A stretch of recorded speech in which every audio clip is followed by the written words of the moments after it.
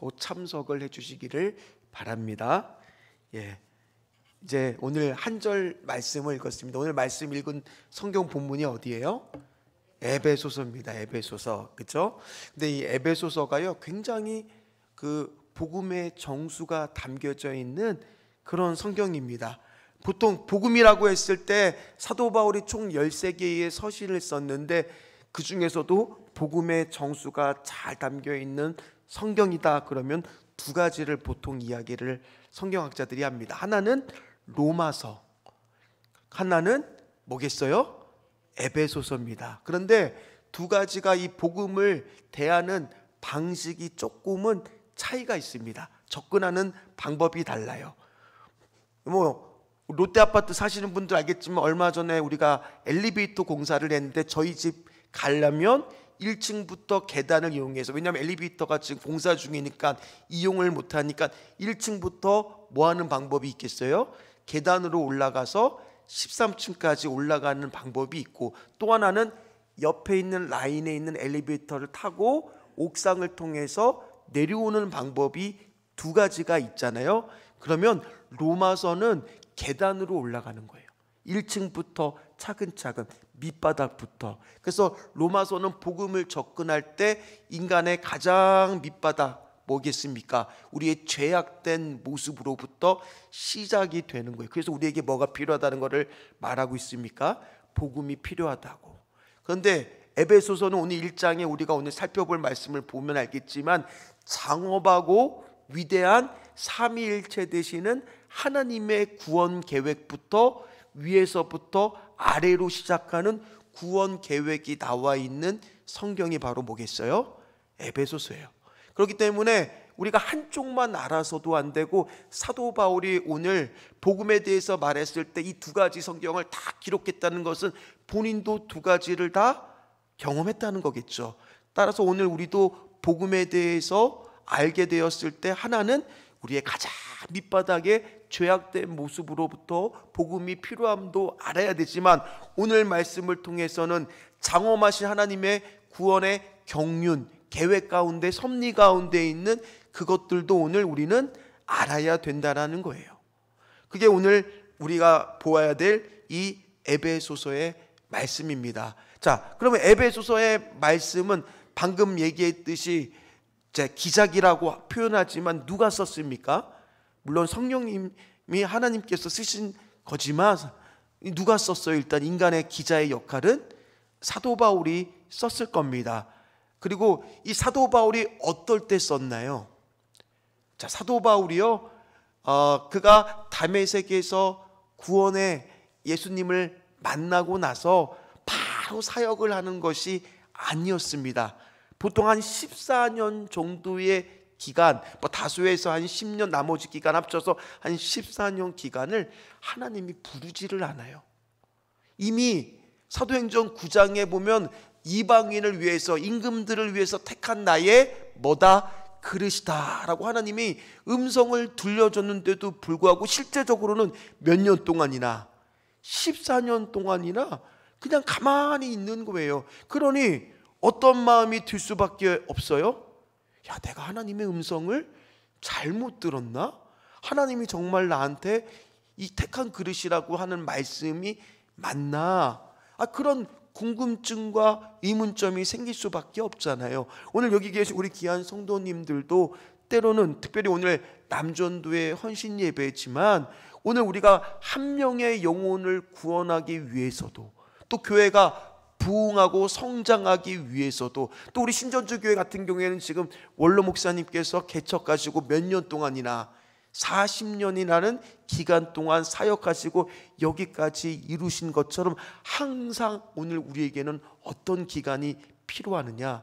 이 14년의 기다림의 시간들, 인내의 시간들이 필요하다는 겁니다. 어쨌든 사도 바울은 그렇게 해서 안디옥 교회에서 파송을 받아서 이제 전도행을 떠나죠. 몇 차까지 보통 전도행을 떠납니까? 1차, 2차, 3차죠. 그 기간이 총 11년입니다. 그리고 우리 이미 사도행전 말씀을 봤지만 3차 전도여행을 하고 돌아와서 예루살렘 교회에 방문을 하죠. 그리고 이제 어떻게 합니까? 이제는 아니 그 11년 동안이나 고생하고 사명 감당했으면 이제는 좀 무슨 마음이 들 수밖에 없어요? 쉬고 싶은 마음이 들 수밖에 없잖아요. 안 그러겠습니까? 그동안 어떤 고생을 했는지 잘 나와 있는 성경에 있는데, 그가 죄송합니다. 3차 전도 여행 기간에 쓴 고린도 전후서나 로마서 성경 말씀을 보면 그가 어떻게 사역을 했는지가 잘 나타나 있습니다. 고린도후서 11장 24절에서 27절까지의 말씀을 우리 한번 읽도록 하겠습니다. 유대인들에게 40에서 하나 감한 매를 5번 맞았으며 3번 대장으로 맞고 1번 돌로 맞고 3번 파선하고 일주야를 깊은 바다에서 지냈으며 여러 번 여행하면서 강의 위험과 강도의 위험과 동족의 위험과 이방인의 위험과 신의 위험과 광야의 위험과 바다의 위험과 거짓 형제 중의 위험을 당하고 또 수고하며 애쓰고 여러 번 자지 못하고 줄이며 목마르고 여러 번 굶고 춥고 헐벗었노라. 아멘. 11년 동안의 전도 사명 감당하는 생활들이, 그 전도 그 사명 감당하는 것들이, 우리 전도회 분들도 있지만은 쉬웠습니까? 어렵다는 걸 말하고 있는 거예요. 얼마나 어려웠는지. 자, 40대에서 하마 한 대를 감했으니까 몇 대를 맞았다는 거예요? 39대를요.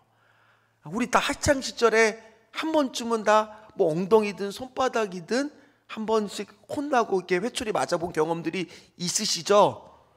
그때 보통 한두 대만 맞아도 우리는 막 아파갖고 막 엄살을 피우면서 안 맞겠다고 막 앓는 소리를 하는데, 자, 39대. 근데 그것이 얇은 것이 아니라 정말 두꺼운 걸로 맞는다라고 한번 생각을 해보시죠. 맞았을 때 당연히 피멍이 드는 것뿐만 아니라 피멍이 계속 맞다 보면 어떻게 되겠어요?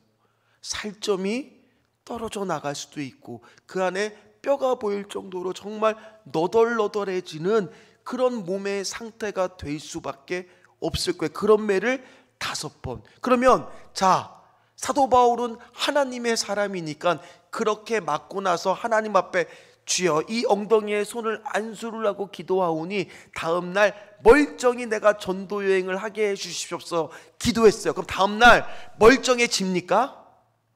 아니라는 거예요. 멀쩡한 것이 아니라는 거예요. 그 아픈 몸을 쩔뚝쩔뚝거리면서 또 어떻게 해야 돼요? 하나님이 주신 사명을 감당하기 위해서 오늘도 내가 목표하고 있는 곳까지 또 터벅터벅 걸어가야 된다는 거예요. 오늘 우리 남전도의 분들도, 물론 여기 남전도의 분들만 있는 것도 아니지만 주의 사명 감당해 나갔을 때 어떤 날은 기도하는데도 그 힘듦과 그 아픔이 바로 다음날 해결이 되지 않을 때도 있더라는 거예요. 그럼에도 불구하고 뭐기 때문에, 사명이기 때문에 그것들을 기쁘게 오늘 사도 바울은 감당하고 있다는 거예요. 자, 그리고 나서 이렇게 죽을 고생을 하고 3차 전도여행을 마치고 예루살렘 교회에 도착했지만 그가 기다리고 있는 것은 뭐냐? 예루살렘 교회 성전에 이제 보고를 마치고 성전에 갔는데 이 아시아로부터 온 유대인들이 거짓 고소를 하죠. 이 사도 바울이 이방인의 뜰을 지나 유대인의 뜰까지 바로 이방인을 데리고 들어왔다. 이 법을 어겼다는 거짓말을 하잖아요. 이거는 성전을 모독하는 일입니다. 죽어서 마땅할 일입니다. 그러나 그게 사실이에요, 사실이 아니에요? 예, 그때 데려왔던 사람이 드로미모라고 하는 에베소 사람이었잖아요. 그래서 그는 이 예루살렘에서 2, 3일, 그리고 이 행정 수도인 가이사라로 끌려가서 2년, 로마에 다시 끌려가서 2년, 총 투옥 기간이 몇 년이었느냐? 4년이었어요. 4년. 그때 쓴 성경이 바로 뭐예요? 옥중서신. 제가 지난번에 외우는 방법도 한번 알려드렸죠. 기억나세요? 감옥에 갇혔으니까 에고 빌빌거리네. 그래서 에베소서, 골로새서, 빌립보서, 빌레몬서, 에골 빌빌. 그렇게 외우시면 돼요. 그런데 자, 오늘 성경 말씀을 우리가 3절부터 14절까지 볼 텐데 도저히 이해가 안 되는 말씀으로 시작을 합니다. 자, 오늘 이런 상황 속에서 지금 사도 바울은 에베소 교회를 향해서 이제 편지를 쓰는 건데, 자, 편지를 썼다는 것은 에베소 교회로부터 들려왔던 여러 가지 소식들이 있을 거잖아요. 근데 그가 들었던 소식에, 자, 3절 말씀에 어떻게 시작하는지를 한번 같이 보십시오. 같이 읽도록 하겠습니다.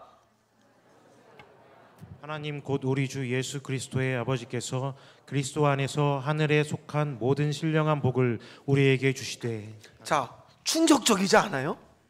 어떻게 시작을 해요? 찬송하리로다. 어떻게 시작을 한다고요? 찬송하리로다. 아, 이게 이해가 되세요? 물어봤어요. 이해가 되세요? 한번 가만히 생각해 보세요. 지금 사도 바울의 상황은 어떤 상황입니까? 어디에 갇혔습니까? 감옥에 갇혔어요.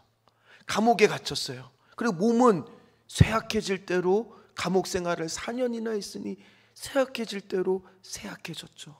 아파요. 그동안 맞았던 자국들, 이런 데들이 밤만 되면 쑤셨을지도 몰라요. 얼마나 힘들고 잠을 이루지 못하는 그런 상황이에요. 심지어 자기가 사역했던 교회, 세웠던 교회들로부터 계속 감옥 기간에 들려온 소식은, 그래도 내가 교회를 세웠으면 이 교회가 잘 되고 있다라는 소식이 들리면 좋겠는데, 오는 소식들마다 다 뭐예요? 문제가 있다는 거예요. 다툼이 있고 분쟁이 일어나고, 에베소 교회 같은 경우에도 아직도 사람들이 예전에 우상을 숭배했던 그 모습을 버리지 못하고 그대로 그렇게 신앙생활을 잘못하고 있다라는 소식, 심지어 신천지 같은 이단들이 들어와서 그 안을, 교회를 발칵 뒤집어 놨다라는 그런 소식을 들었을 때, 아니 하나님, 아니 내가 이렇게까지 했었으면 이제는 좀 그래도 세웠던 교회마저는 잘 되고 있다라는 그런 소식이 들어야 힘이 날 텐데, 오늘 좋은 소식은 하나도 안 들리는 거예요. 그런데 뭐로 시작하고 있어요? 찬송하리로다. 그 이유가 궁금하지 않으세요? 어떻게 이럴 수 있을까? 우리 같으면 벌써 영적 침체가 찾아와도 이상할 것이 하나도 없는데, 오늘 그가 어떻게 말씀을 시작하고 1절 2절은 이제 편지에서의 서두가 되고, 3절부터 하고 싶은 말인데, 오늘 사실은 이게 원어로 보면 3절부터 14절까지는 한 문장입니다. 헬라어로. 그러니까 숨가쁘게 지금 마침표도 없이 그가 말씀을 지금 쓰고 있는 거예요. 생각을 해보십시오. 그가 쓰는데 지금 찬송하리로다부터 시작해서 숨가쁘게 그가 기쁜 마음으로 이걸 지금 막 숨가쁘게 쓰고 있는 거예요. 근데 그거를 오늘 세 개의 부분으로 나눌 수가 있습니다. 그게 어떤 거냐? 후렴구가 있어요. 마치 이게 하나의 찬송가 같아요. 자, 3절부터 6절 어떻게 끝나는지 한번 보십시오. 6절 말씀 끝에 어떻게 끝납니까? 6절 말씀을 보면 그의 은혜의 영광을 뭐하게 하려고? 찬송하게 하려는 것이라. 또 12절 우리가 오늘 읽은 본문, 그의 영광의 찬송이 되게 하려 하심이라. 자, 14절 그의 영광을, 이렇게 마치 후렴구처럼, 우리도 찬송가 부르면 후렴구가 있잖아요. 그 크신 하나님의 사랑 말로 다 형용 못하네. 그 다음에 가사가 또 생각이 이 자리에 있으면 잘 안 나요. 찾아봐야죠. 304장이죠. 뭐래요? 그 다음에 가사가 저 높고 높은 벼룩을 넘어 이 낮고 낮은 땅 위에 죄범한 영혼 구하려 그 아들 보내사 화목제물 삼으시고 죄 용서하셨네. 그 다음부터는 후렴구가 계속 반복되잖아요. 뭐예요? 하나님 크신 사랑은 증량다 못하며 영원히 변치 않는 찬양 성도여 찬양하세. 뭐라고요? 성도여 찬양하세. 오늘 마치 이 찬양의 가사처럼 오늘 세 군데의 후렴구로 1절, 2절, 3절로 나누는데 1절은 바로 뭐냐? 성부 하나님의 구원 계획이에요. 2절은 누구의 구원 계획이었어요? 7절부터 12절까지는 성자 하나님, 그러니까 예수님의 구원 계획과 사역. 그러면 13절에서 14절까지는 누구에 대한 구원의 사역과 계획이겠어요? 너무 잘하시네요, 성령님.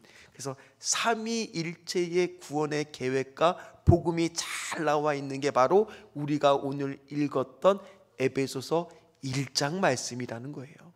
그는 왜 내가 찬양할 수밖에 없는가? 오늘 그 이유를 이제부터 소개해 주고 있습니다. 그럼 거꾸로 얘기하면 우리한테 묻고 있는 거예요.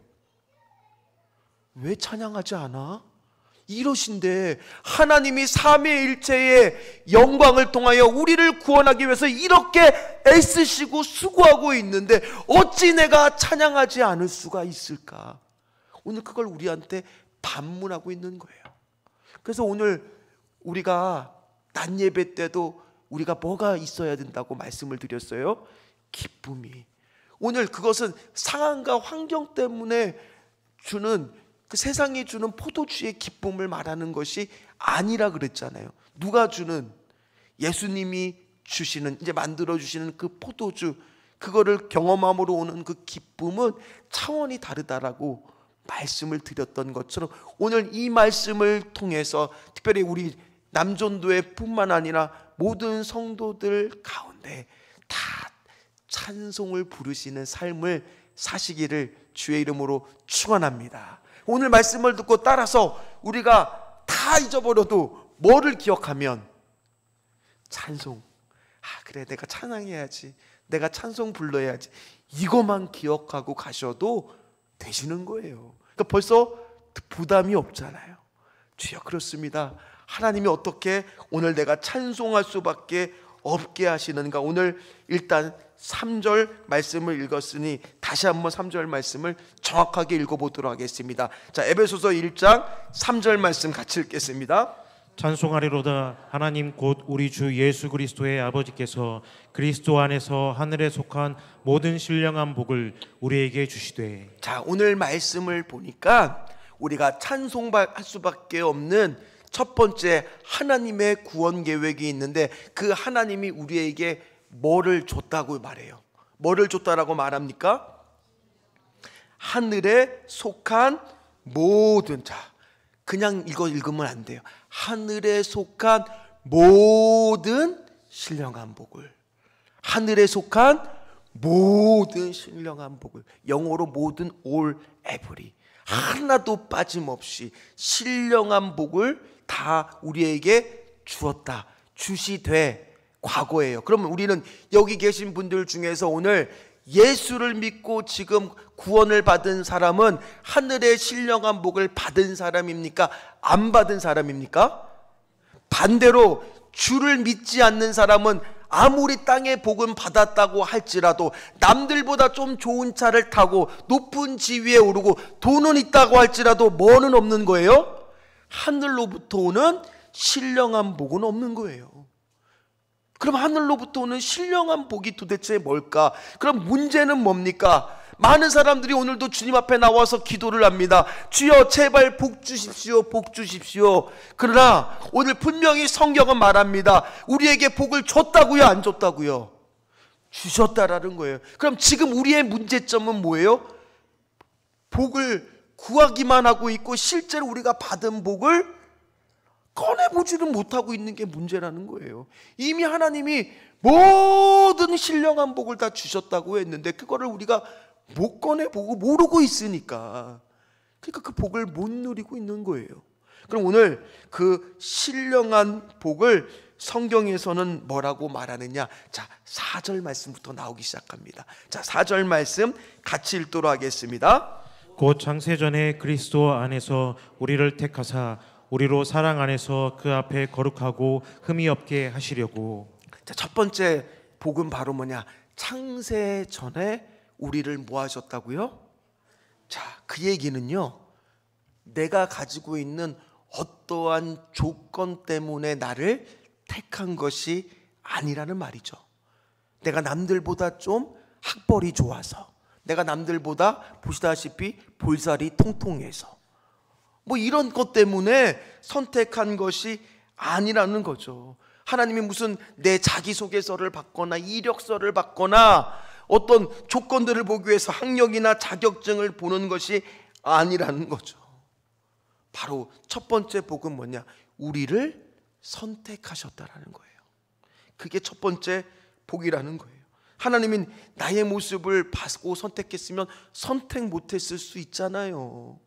그러지 않았다라는 거예요. 그러나 우리는 오늘 이런 거에 대해서 어떻게 반응할 때가 많으냐? 자, 예레미야라고 하는 선지자 다 아실 겁니다. 예레미야 1장의 말씀에 보면 내가 너를 모태로 짓기 전부터 너를 알았고 네가 배에서 나오기 전부터 너를 성별하였고 너를 여러 나라의 선지자로 세웠다라고 선택했다라고 말했을 때 예레미야 선지자가 아멘 감사합니다 저를 선택해 주셔서 그 위대한 선지자도 어떻게 반응을 하느냐? 6절 말씀입니다. 예레미야 1장 6절 말씀 같이 읽도록 하겠습니다.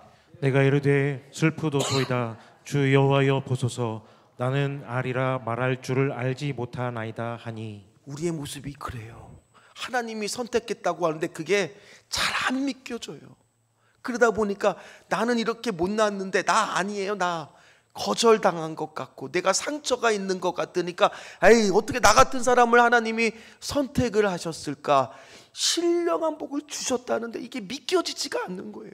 어떻게 나 같은 놈은 지금 내 주변의 환경과 상황을 보니까 나 이렇게 살고 있는데 어떻게 나를 선택했다는 게 이게 말이 됩니까? 그러나 하나님 오늘 분명히 뭐라고 말씀하고 있으세요? 선택했다고요. 그럼 왜 나를 선택하셨느냐? 그게 궁금하잖아요. 왜 하나님 이런 나를 선택을 하셨습니까? 자, 오늘 우리가 읽었던 4절 말씀에 보면 무슨 말씀이 또 있느냐? 우리를 택하사 뒤에 우리로 무슨 안에서? 사랑 안에서. 그래서 오늘 이 4절 말씀을 영어로 맨 마지막에 성경을 보면 in love라고 되어 있어요. 사랑 안에서. in love라고 되어 있어요. 그러나 여기 in이라고 하는 것의 헬라어의 전치사는 여러 가지 용도로 쓰이는데 이게 또 다른 한편, 그러니까 다른 세번역이나 좀 현대인의 좋은 쉬운 성경에서는 이유로 설명해요. 그러니까 무슨 얘기예요? 내가 왜 너를 선택했는 줄 아니? 너를 뭐하기 때문에? 사랑하기 때문이야. 사랑하기 때문에 너를 선택한 거야. 오늘 생각해 보세요. 우리가요 인간의 사랑도요. 자, 내가 사랑하는 여인이 있어요. 그러면은 그 여인을 왜 사랑합니까? 물으면 우리는 뭐라고 대답해요? 얼굴이 이뻐서요. 아니면 목소리가 좋아서요. 저한테 잘해줬어요. 우리는 뭐를 보통 얘기해요? 조건을 이야기합니다. 아무리 우리가 무조건적인 사랑을 베푼다 그래도 우리 안에는 다 사람을 사랑한다고 했을 때 뭐가 있어요? 조건이 있어요. 근데 오늘 하나님은 뭐라고 말씀하시는 겁니까? 사랑하니까. 너가 사랑하니까. 이유가 없는 거예요. 내가 너를 사랑해서 창세 전부터 너를 택한 거야. 그게 오늘 우리에게 주시는 신령한 복이에요. 두 번째 복이 있습니다. 5절 말씀입니다. 같이 읽도록 하겠습니다. 그 기쁘신 뜻대로 우리를 예정하사 예수 그리스도로 말미암아 자기의 아들들이 되게 하셨으니. 자기의, 쉽게 얘기해서 하나님의 뭐가 됐다는 거예요? 자녀가 됐다는 거고, 여기서의 이 아들들이 되게 했다는 것은 입양했다는 거죠. 입양.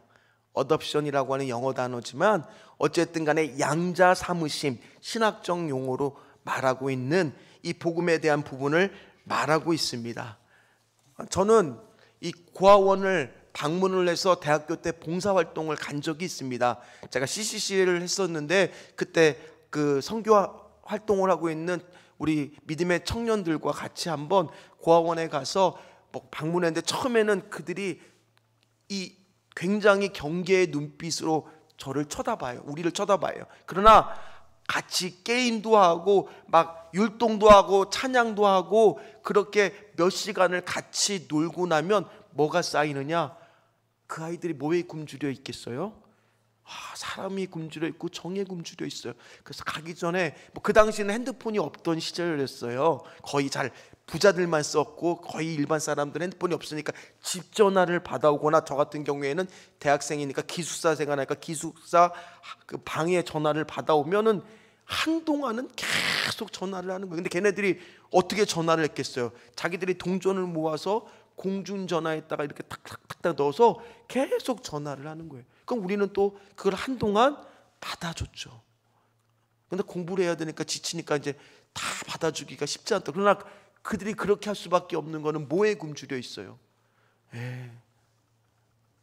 사랑에 굶주려 있어요. 그런데 오늘 하나님은 우리를 입양하는데, 사랑하시는데 그 이유가 그냥 없다는 거예요. 사랑하기 때문에 너를 택하셨다. 그럼 우리가 해야 될 일은 뭐냐?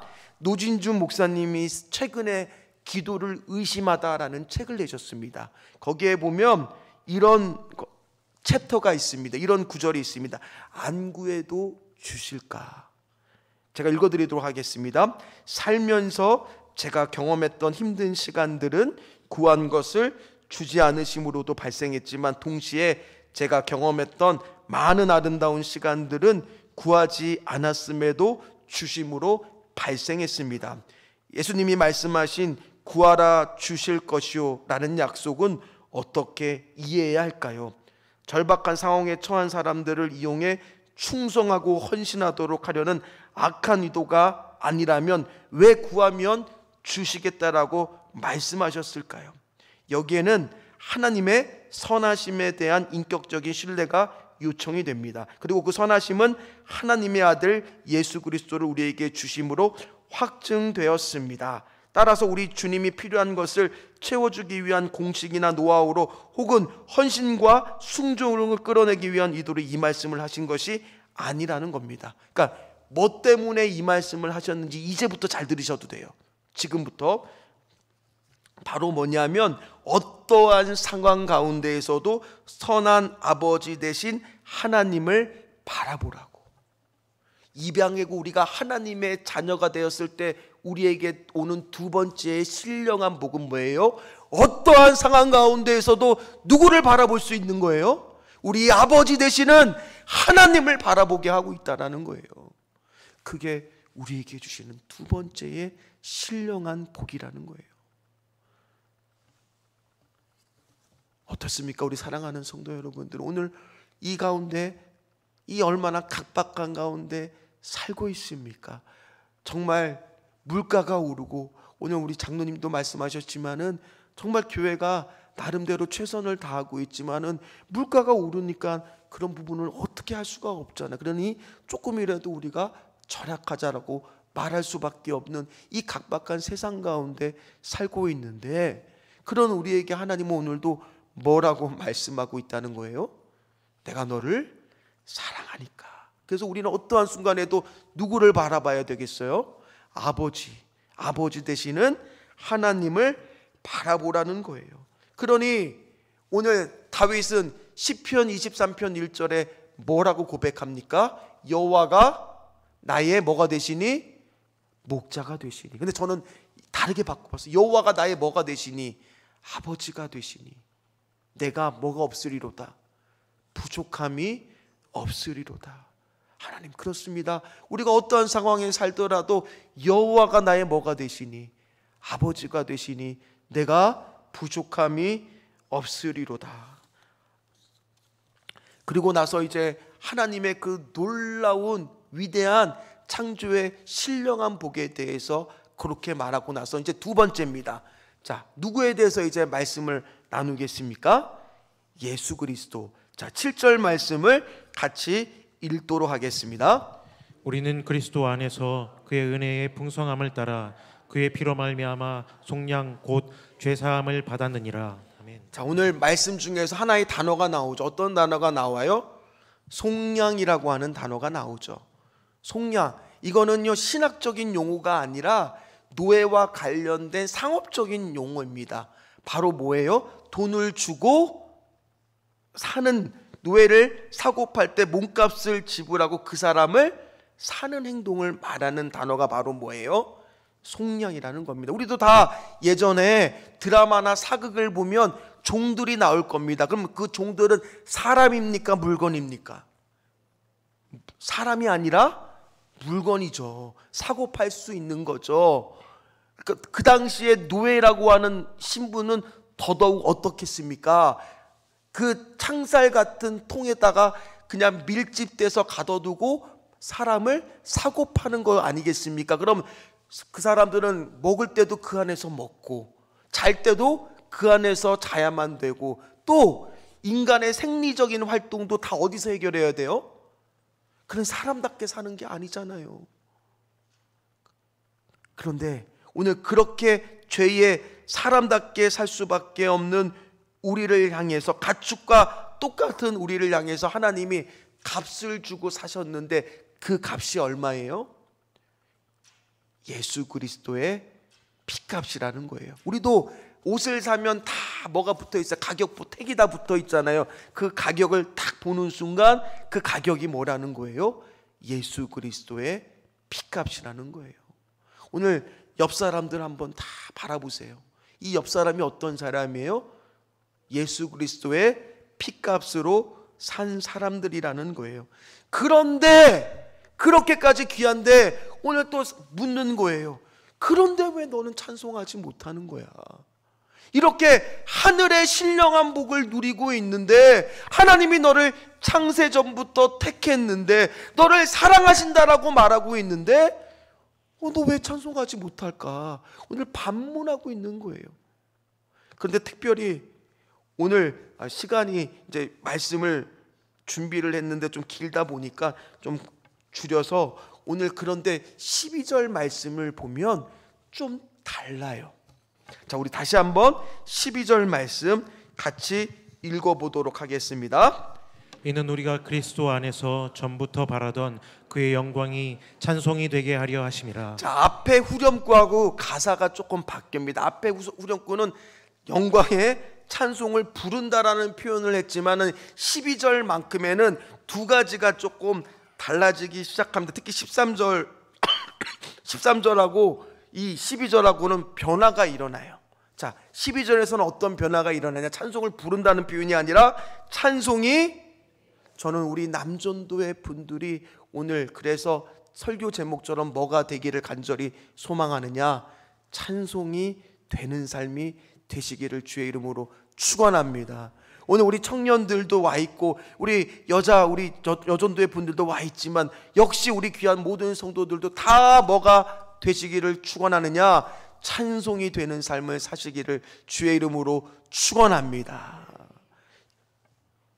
우리가 예수 그리스도가 우리를 속량함으로 인해서, 하나님이 우리를 택하심으로 인해서 사도 바울은 어찌 찬양 안 할까 고백을 하고 있는 거예요. 그러면서 13절, 오늘 13절 말씀을 보면 한 가지 앞에 구절하고 또 다른 차이가 있는데 인칭이 바뀝니다. 자, 13절 말씀을 같이 읽도록 하겠습니다. 그 안에서 너희도 진리의 말씀 곧 너희의 구원을 복음을 듣고 그 안에서 또한 믿어 약속의 성령으로 인지심을 받았으니. 네, 13절부터는 이제 누구의 구원 계획이에요? 성령님의 구원 계획이 시작이 되는데 인칭이 바뀌죠. 앞에까지는 다 뭐예요? 우리였어요. 근데 14절도 우리인데 13절만 뭐라고 되어 있어요? 인칭으로 되어 있는 대명사인 뭐예요? 너희라고 되어 있어요. 왜 그랬을까요? 갑자기 왜 너희라는 말을 썼을까요? 그 앞에서는 우리라고 할 때는 누가 같이 들어가요? 사도 바울도 들어가죠. 그러나 너희라고 했을 때는 지금 누구는 쑥 빠지고 있는 거예요. 그 얘기는 지금까지 네가 3절부터 12절까지 설명했던 것들을 다시 한번 주의 깊게 보면서 13절에서 분위기를 바꾸고 있는 거예요. 이제 성령님에 대해서 살펴볼 거야. 오늘 그런데 성령님이 하신 일들이 여러 가지가 나옵니다. 자, 오늘 말씀을 보면 진리의 말씀. 자, 성령님은 항상 어떤 것 가운데 역사하시고 일하신다는 거예요. 그래서 우리 귀한 성도님들은 올해 꼭 뭐를 배우는 시간을 가져야 되느냐? 말씀을 배우는 시간을 가져야 되는 거예요. 성령의 역사는 그냥 우리가 뭐 방언을 받고 막 그러는 것이 아니라 뭐와 함께 역사하기 시작하신다는 거예요. 말씀과 함께. 두 번째입니다. 오늘 말씀해 보니까 또 어떤 단어가 나옵니까? 약속의 성령. 성령 앞에 무슨 말이 있어요? 그렇다는 얘기는 사도행전 1장 주님이 승천하시면서 우리한테 뭐를 보내주시겠다고, 성령을 보내주시겠다고 약속한 그 성령이 왔다는 거죠. 그러면 그 성령이 우리가 주님을 믿는 순간, 우리가 받게 되는 순간 성령이 약속해 주시는 많은 또 신령한 복들을 누릴 수 있는데, 그 중에 오늘 소개되고 있는 게 뭐 어떤 단어가 있어요? 인치심이라는 단어가 있는 거예요. 인치심이 뭡니까? 도장을, 네, 도장 찍는 게 뭐겠어요? 너는 누구 거라고? 내 거라고. 그러면 하나님이 그 뜻은 뭐겠어요? 이거를 신학적인 그 성경의 학자들은 뭐라고 표현해야? 하나님의 상속자가 됐다라는 거예요. 그러면 하나님의 모든 권한을 다 누가 받게 되는 거예요? 상속자 되는, 인치심을 받은 우리가 그 복을 다 받게 되는 것은, 물론 하나님이 우리를 인치셨다 그러는 내 거란 얘기는 하나님이 인도해 주시고 하나님이 뭐 해 주신다는 거예요? 보호해 주신다라는 거예요. 따라서 우리는 오늘 뭐 할 수밖에 없는 거예요?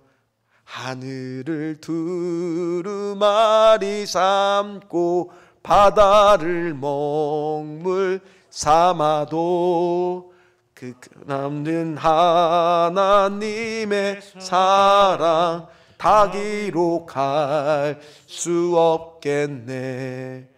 그렇게 될 수밖에 없는 거예요. 하나님을 뭐 할 수밖에 없는 거예요? 찬송할 수밖에 없게 되는 겁니다. 말씀을 마무리를 하도록 하겠습니다. 숨가쁘게 좀 달려왔죠. 사도 바울이 그랬어요. 3절부터 14절까지 한 문장으로 이 구원의 감격의 기쁨들을 막 쓰는데 얼마나 가슴이 벅차면서 이 말씀을 기록을 했을까. 하나님이 하늘의 모든 신령한 복을 우리에게 주셨습니다. 그러니 우리는 찬양할 수밖에 없습니다. 그 예수 그리스도의 피값으로 산 것이 우리입니다. 우리는 하나님을 찬양할 수밖에 없습니다. 창세전에 우리를 택하셨습니다. 그리고 왜 택했느냐? 이유가 없어요. 사랑하기 때문입니다. 하나님을 찬양할 수밖에 없습니다. 그리고 성령 하나님이 약속의 보증이 되사 성령의 무한한 많은 복들과 함께 너는 내 것이라 인치심을 주셨으니 나는 하나님을 찬양할 수밖에 없습니다. 그러면서 오늘 쓴 말씀이 이 말씀이라는 거예요. 따라서 오늘 낮예배 때 소망의 사진을 꿈꾸면서 기쁨을 충만하게 하라고도 말씀을 드렸지만, 결국 기쁨이 충만한 사람은 뭐가 나올 수밖에 없어요? 찬송이 늘 끊이지 않게 나올 수밖에 없어요.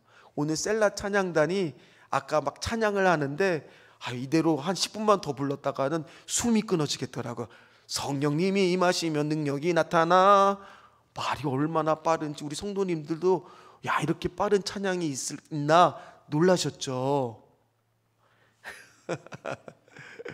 아마 숨이 가쁘셨을 거예요. 그러나 저 청년들이 저렇게 열정적으로 찬양하는 것은 저 청년들도 오늘 동일하게 구원의 감격과 기쁨으로 찬양하는 것인 줄 믿습니다.